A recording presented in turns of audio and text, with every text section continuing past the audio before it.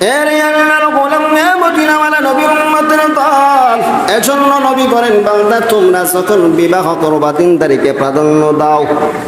বিবাহ করার আগে বান্দা কোন মেয়ে বান্দা কোন পরিবেশে জন্ম নিয়েছে, বাবা মায়ের চরিত্র কেমন, বংশ কেমন, এটা আগে যাচাই করো। এলাকার মুসলমান যুবক আরেকটা কথা বলে শুনো, বর্তমান জামানায় যদি দেখো কোনো মেয়ের হাতে বিবাহ করার পূর্বে বাবা মা স্মার্টফোন বান্দা তুলে দিয়েছে, সেই মেয়েকে বিবাহ করার আগে 1000 বার ইস্তেখারা পড়বি।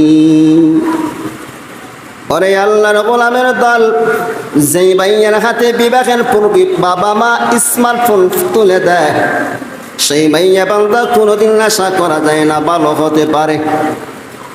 এজন্য মুস্তাকিম নবী হাফিজাহুল্লাহ বলেছেন, বিবাহের পূর্বে মেয়ের হাতে স্মার্টফোন দেওয়া মানে হলো বেগানা পুরুষ তার সঙ্গে থাকতে দেয়া।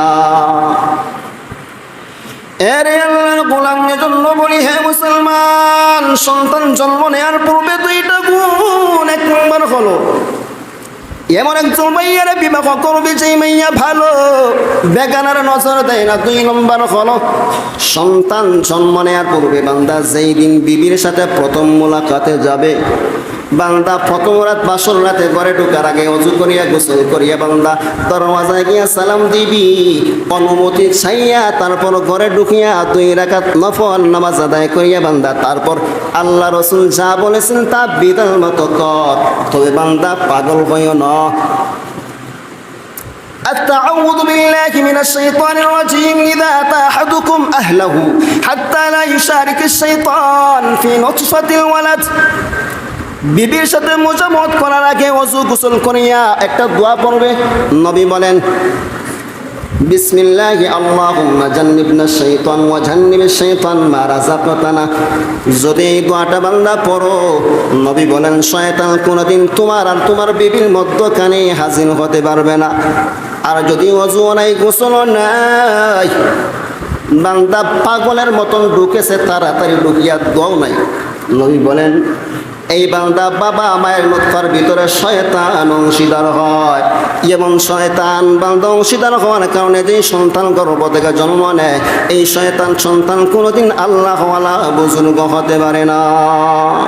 এই এলাকার মুসলমান দিনের কানটা লাগায় শুনো, আল্লাহর গোলাম 2 নম্বর হলো, এই এলাকার মা বোনেরা শুনো, তোমার গর্ভে সন্তান আসার পরে দেখবেন ভালো লাগে না, খাইতেও ভালো লাগে না, ঘুমাইতেও ভালো লাগে না।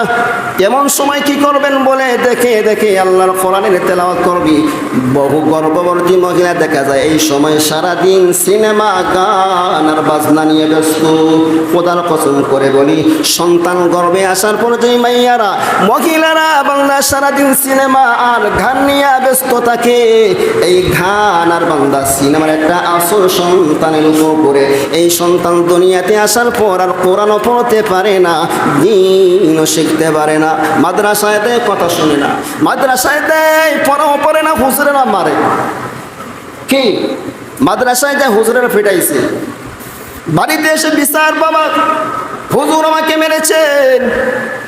এবার দেখবেন বহু বাবা টাকাওয়ালা, টাকার গরমে সেই সন্তানের বিচার চাওয়ার জন্য লাঠি নিয়ে উস্তাদের বিরুদ্ধে দৌড়ায়।